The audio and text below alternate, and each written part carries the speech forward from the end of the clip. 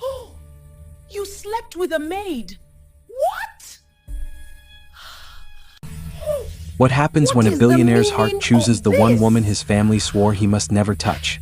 What happens when a maid, humble, loyal, unnoticed, accidentally becomes the center of a scandal that could shatter two powerful empires? What happens when a mother's desperate attempt to control her son's destiny unlocks a passion she never planned for, and a pregnancy that threatens everything she has built? What do you do when love collides with class? When desire slips past dignity? And when fate locks two hearts behind the same door? This is the story of Chigozie Adeyemi, Nigeria's most eligible billionaire, who fell in love with the one woman the world said he must never have. A love that defied wealth. A night that changed everything. And a choice that would shake an entire dynasty. If you enjoy this story, please like and subscribe for more. The Adeyemi mansion didn't look like a house. It looked like a presidential estate. A masterpiece of modern Nigerian luxury. White marble floors polished enough to see your reflection. A floating glass staircase that curled upward like a ribbon. Warm recessed lighting that formed soft halos on the gold-trimmed ceilings. Large abstract paintings, red, black, and bronze, hung on the walls like silent witnesses to the family's wealth. It was the kind of home that screamed class, power, and legacy. Yet for Chigozie Adeyemi, 34-year-old billionaire heir and CEO of Adeyemi Holdings, it was also a cage. He sat alone on the L-shaped emerald green couch that dominated the living room, scrolling aimlessly through business reports on his tablet. Nothing made sense to him these days. Nothing brought satisfaction. Except her. His eyes drifted to the corridor that led to the servants' quarters. Most times he caught himself waiting, hoping, to see her walk past with her mop bucket, or carrying folded towels, or humming softly while wiping the staircase rails. Mara. The name alone softened his breath. Slim, graceful, with creamy brown skin that glowed even under dim lights and eyes that carried a gentleness he rarely saw in the upper circles of Lagos society. She moved with a quiet elegance, unaware of her own charm. Nothing about her begged for attention, and maybe that was why she commanded his. But she was the maid. His maid. A boundary he wasn't supposed to cross. Still, every time she passed him in the hallway, every time she offered a shy smile, every time she whispered, "Good evening, sir," something in him melted. He remembered the first time he noticed her. 3 months ago, she had accidentally broken one of his mother's expensive Ankara-patterned ceramic vases. She had panicked, knelt, and started gathering the pieces with trembling hands. Chigozie had walked in at that exact moment. Amara had burst into tears immediately, apologizing between choked breaths. She thought she would be fired. He still remembered kneeling beside her, gently taking the pieces from her shaking fingers as he said, "It's just a vase. Your hands are more important." It was the first time she looked directly into his eyes, and something shifted inside him. Now, sitting alone in his father's mansion, he wondered how something so simple had grown into something so uncontrollable. Footsteps echoed from the hallway, sharp, deliberate, familiar. Chief Mrs. Adeyemi appeared, dressed in a rich burgundy lace gown that sparkled under the lights. Her makeup was flawless, her head tie tall and perfectly sculpted. She didn't sit. She never sat when she was upset. "Chigozie," she began, her voice well-oiled with authority, "Adizwa's family will be here this evening for dinner. I want you to behave properly." His jaw tightened. "Mother, I thought I told you." "You told me rubbish," she cut in. "You're marrying Adizwa. The company merger depends on it. Don't disgrace this family." He let out a slow breath.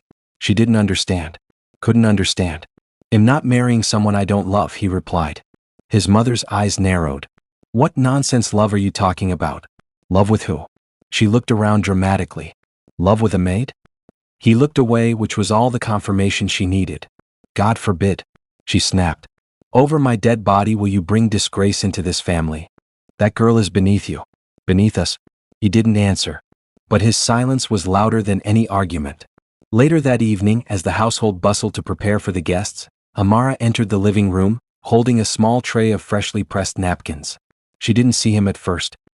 He watched her quietly, watched how the light fell on her smooth skin, how she tucked a loose strand of hair behind her ear, how carefully she placed each napkin on the table like she was arranging flowers. When she finally looked up and saw him, she froze. "Good evening, sir." Her voice always made something inside him tighten. "Amara," he said quietly. She looked confused. "Sir?" He moved closer, stopping just inches away. Too close. Close enough to see the tiny tremble in her fingers. "Why do you always avoid looking at me?" he asked softly. Her breath caught. I don't avoid you, sir. You do.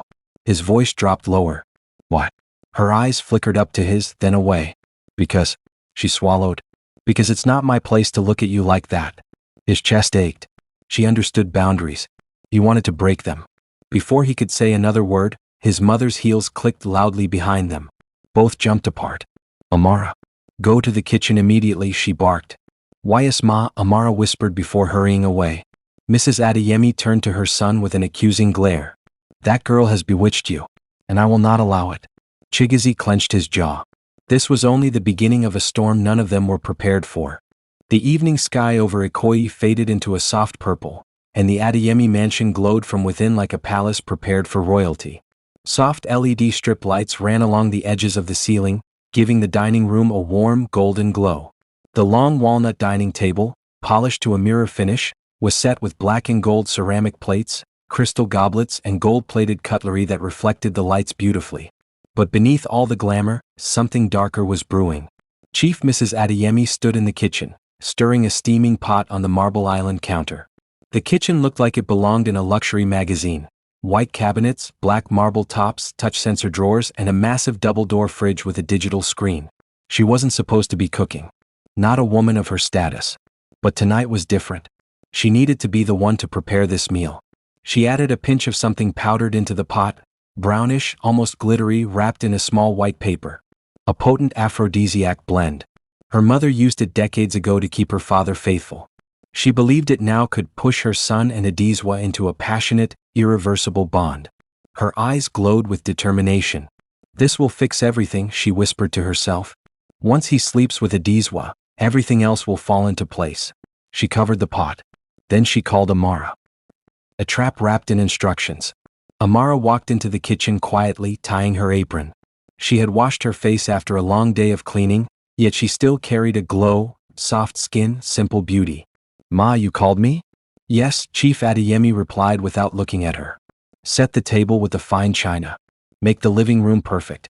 And later, when dinner is done, go upstairs and tidy Chigozie's bedroom. He will be occupied tonight. Amara paused. Occupied? Ma, should I change the bed sheets? Yes.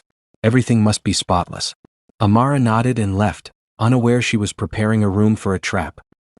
Dinner that never happened. By 7:45 p.m., the mansion was ready.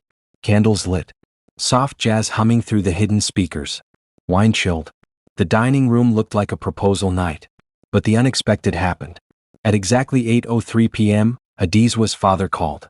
Chief Adeyemi answered with a bright smile. Sir, are you close? Everything is set. Chief, he cut in, sounding stressed. My daughter needs to come home immediately.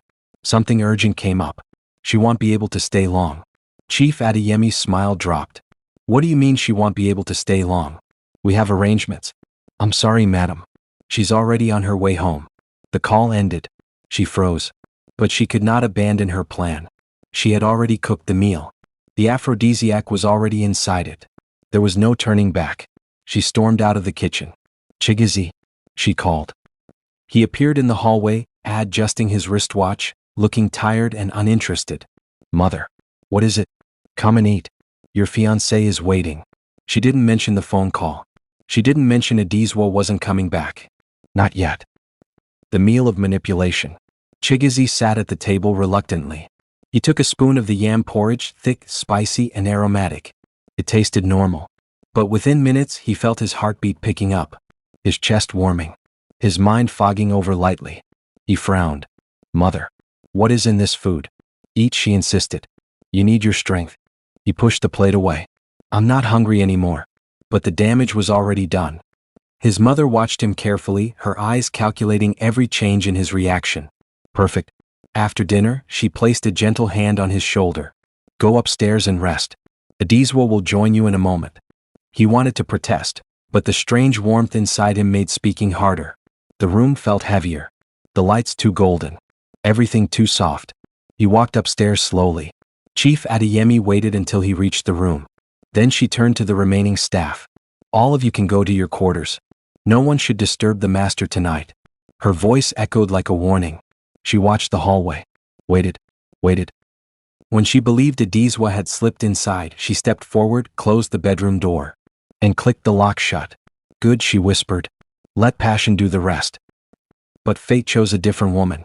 Inside the room, Amara was kneeling beside the wardrobe, trying to fix the loose handle as instructed. She had cleaned the dresser, sprayed the pillows, dusted the nightstand. She didn't hear him come in, but she heard the lock. Click. She turned sharply. Sir? I'm almost done. He looked at her. Not just looked, saw her. His breath slowed. His eyes darkened. Heat pulsed through him. He wasn't expecting her. She wasn't supposed to be there. But destiny had rearranged the room. The wrong woman had been locked inside. Or perhaps, the right one all along. The room was warm, softly lit by the hidden LED lights running along the edges of the ceiling.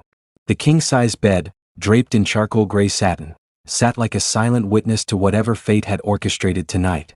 Amara remained kneeling beside the wardrobe, fingers still holding the screwdriver, frozen in shock. Sir, are you okay?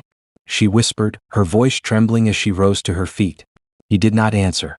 He took a slow step toward her. Then another. His eyes were locked on her, not in anger, not in confusion, but in a desire soaked with something deeper, something raw, something he had been holding back for too long. Amara. He breathed as though her name alone was oxygen. She swallowed hard. Yes, sir? He stopped just inches from her. Close enough to feel her breath. Close enough to smell her soft vanilla body spray. Close enough to see the rapid rise and fall of her chest. I've tried, he said quietly. God knows I've tried to stay away from you. Her heartbeat thundered. Sir, I don't understand. He let out a low, shaky laugh. You do. You know I feel something for you. He paused. Something I cannot control. Her eyes widened. But, don't say you're just a maid, he whispered. You're not just anything. Amara tried to breathe, but her chest tightened. He moved closer. Every morning I look for you, he confessed softly. Every evening I wait for you to walk past. I hear you humming in the corridors. I remember the way you smiled that first day I helped you pick up the broken vase. His eyes flicked to her lips. And I haven't been able to forget you since. Amara's breath shook. This couldn't be real. She had spent nights scolding herself for liking him, for dreaming impossible dreams in a house where she only existed to clean floors and wash plates. Sir, please, she whispered, taking half a step back. I am not supposed to. He gently caught her wrist, not to force her but to stop her retreat. You can call me Chigazi, he said softly. Just this once. I need to hear my name from your lips. Her lips parted, trembling. Chigazi. Something inside him snapped loose. His eyes darkened completely. He pulled her closer, slowly, gently, giving her every chance to pull away. She didn't. Not because she wanted a billionaire's attention. Not because she wanted anything from him. But because for months she had been fighting the same feelings, silent, hidden, burning. Tell me to stop, he whispered. Silence. Her silence was answer enough. He cupped her face. Amara choked on her breath when his thumb brushed her cheek. Then he kissed her. Softly. Gently. Deeply. Her whole body melted. Her hands, which had been stiff at her sides, slowly rose to his shoulders, not pulling him, not pushing him, just resting there as if her heart had been waiting for this moment without knowing it. The kiss deepened. His hand slid to her waist. Her body trembled. Chigazi. She breathed almost too quietly. He kissed her again, this time not asking, not hesitating, but surrendering to everything he had been denying. The room spun. The air thickened. Her thoughts scattered. Before she could speak, he lifted her slightly, guiding her backward toward the bed. Please. Don't be afraid, he whispered. I would never hurt you. Their lips met again. And again. Amara felt herself sinking into the softness of the mattress, her heart pounding against her ribs as if trying to escape. He kissed her neck, her shoulder, her collarbone, each touch slow, reverent, almost worshipful. Before she realized it, she was lying beneath him, breathless, warm, scared, yet consumed by the only man she had secretly admired for months. Her uniform shifted, loosened. Her mind screamed she should speak. But her heart whispered, let this moment exist even if it is the only one. He slid down the zipper at her back. The dress slipped. Her breath hitched. And within moments she found herself left in only her lace panties, her creamy skin glowing softly under the bedroom lights. He froze, not out of shock but admiration. Amara. His voice was hoarse. You're beautiful. She covered her chest instinctively, cheeks flushing deep red. Please don't hide, he whispered, gently removing her hands. Not from me. He kissed her again, slow, deep, passionate. And then, it happened. Not rushed, not forced, not planned, but with a tenderness that felt like heaven bending close. A night neither of them would ever forget. A night destiny had plotted long before they realized it. Dawn of consequences. At 6:17 a.m., the bedroom door clicked open. Chief Mrs. Adeyemi burst in, expecting to see her son with his elite fiancée. But what she saw made her scream. Yezu. Chigozie. He jolted awake, blinking in confusion, until he saw Amara's sleeping form curled beside him. Her smooth skin, her bare shoulders, her soft breathing, his arm around her. His mother staggered back, hand on her chest. What is the meaning of this? She shouted. A maid. You slept with a maid. Amara woke, terrified.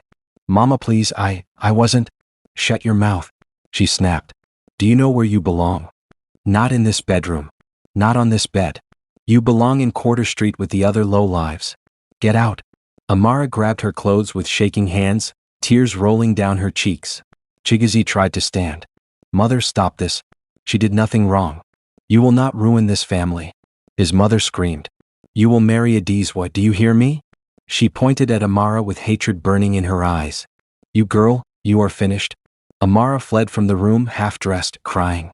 By afternoon, she was thrown out of the mansion's gates with her belongings stuffed into a nylon bag. Chigozie's heart shattered. But his mother believed she had won.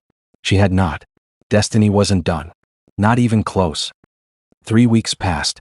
3 heavy, torturous, restless weeks. The Adeyemi mansion had never felt emptier. The modern decor, gold accents, marble floors, glass walls, suddenly felt cold, sharp, and lifeless.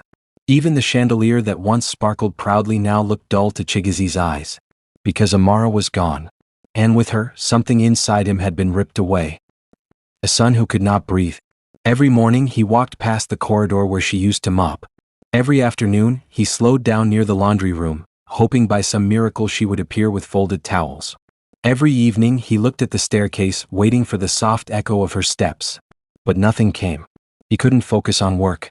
He forgot meetings, ignored emails, and stared out of windows for hours. At night, he tossed in bed, replaying the moment she cried while his mother dragged her out. The pain on her face haunted him like a ghost. His father, Chief Adeyemi, noticed the change. During dinner one evening, he asked, Chigozie, what is troubling you? You're losing weight. Before he could answer, his mother cut in loudly. He's fine. He's only preparing for his wedding with Adizwa. Chigozie dropped his fork. I'm not marrying her. His mother opened her mouth, but he stood abruptly and walked away, heart pounding. The street search begins. He began searching for Amara secretly. He drove through Lagos streets at night, Surulere, Ojalegba, Yaba, any area where a young woman could rent a cheap single room. He checked kiosks, roadside stalls, small supermarkets, the women selling roasted corn by the roadside, asking carefully, desperately, Do you know a girl named Amara? Slim, light-skinned, gentle voice?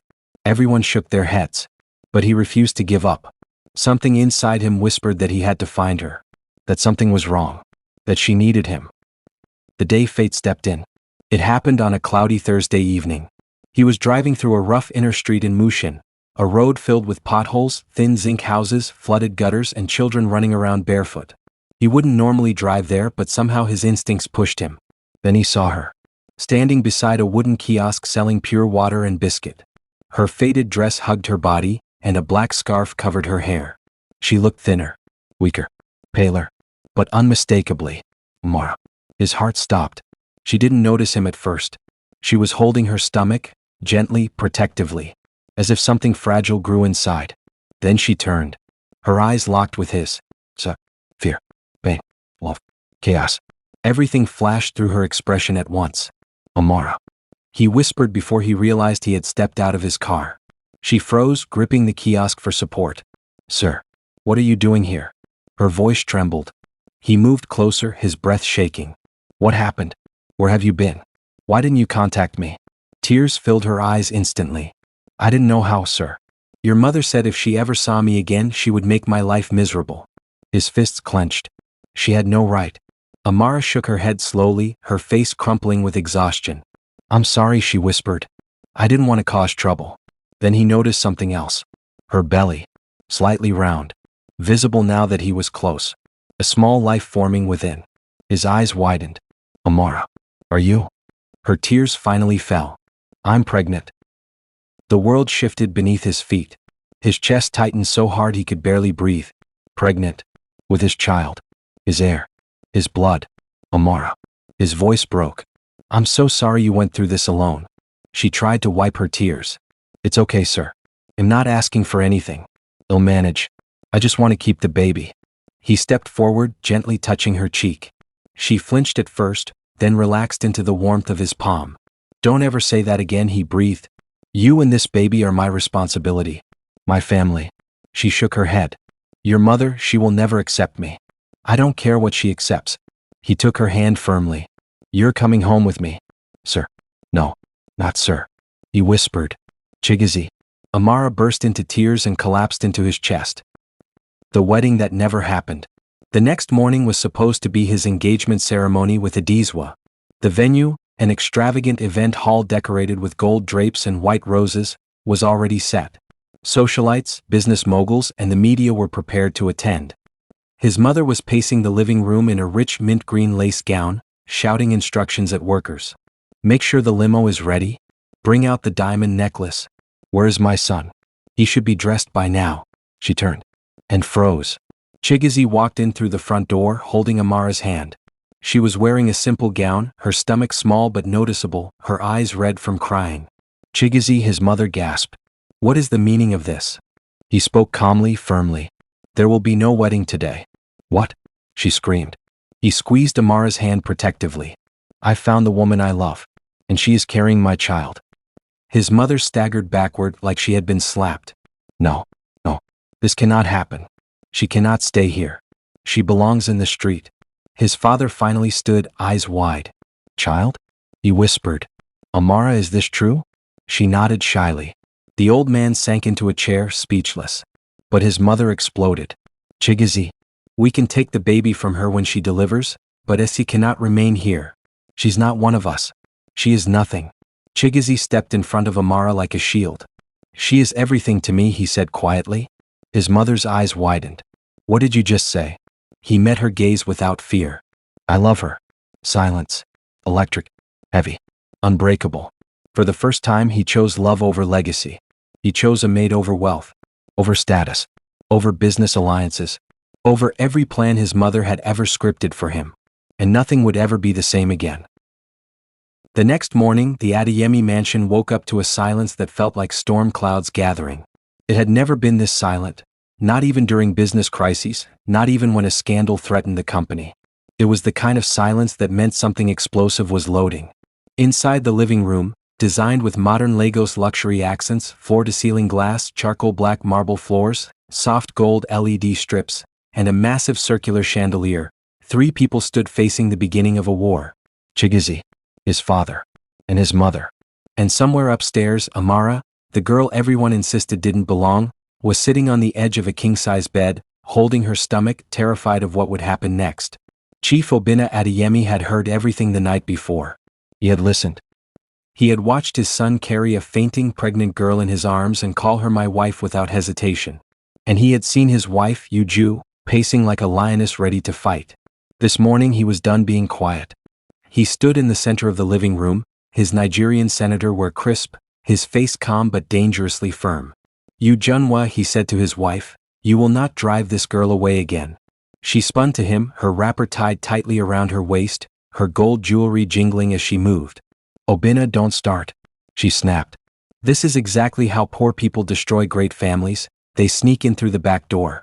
Chigazi stepped forward. Mum, she didn't sneak anywhere. You locked me in that room.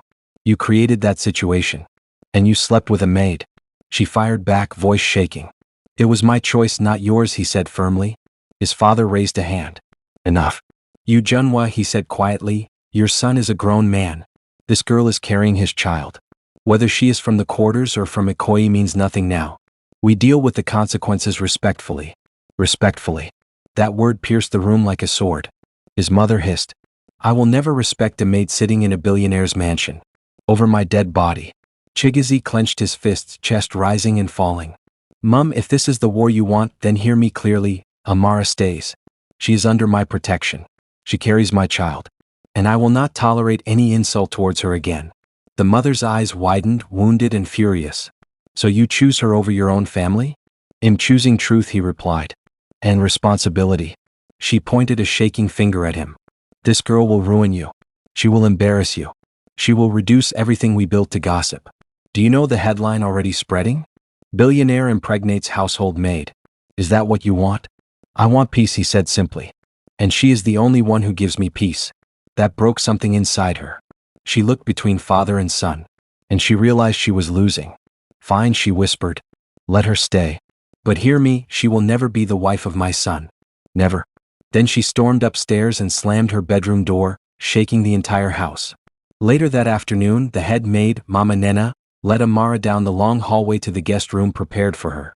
It was luxurious, cream velvet headboard, floating shelves with soft LED lights, a modern oval mirror, ash gray curtains, and a warm diffused scent of vanilla and sandalwood. Amara stood at the doorway trembling. Is this really for me? She asked softly. Mama Nena smiled gently. It's your room now, my child. Carry your head high. But the moment she stepped in, her throat tightened. She didn't feel like she belonged. She didn't feel safe. And she definitely didn't feel like she deserved a room better than anything she had ever lived in. Chigizi entered quietly behind them. When she turned and saw him, tears instantly filled her eyes. Please. I didn't ask for all this, she whispered. I never wanted trouble. He closed the distance between them and held her face in his hands. You didn't bring trouble, he said. You brought truth. You brought light.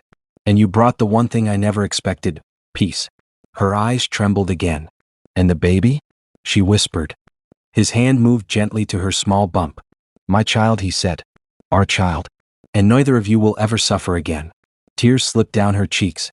But your mother hates me. I will fight her. Not with anger but with patience. And in time she will see your heart. Amara shook her head. People like me don't win against mothers like her. He smiled softly and pulled her into his chest. You already won. You won me. Upstairs, hidden behind her door, Yuju Adeyemi wiped her tears, tears of anger, fear and pride. She grabbed her phone with shaking hands and called someone she had been avoiding for years. When the person picked up, she said one sentence. Start the plan. I won't let that girl take my son. The war had only begun.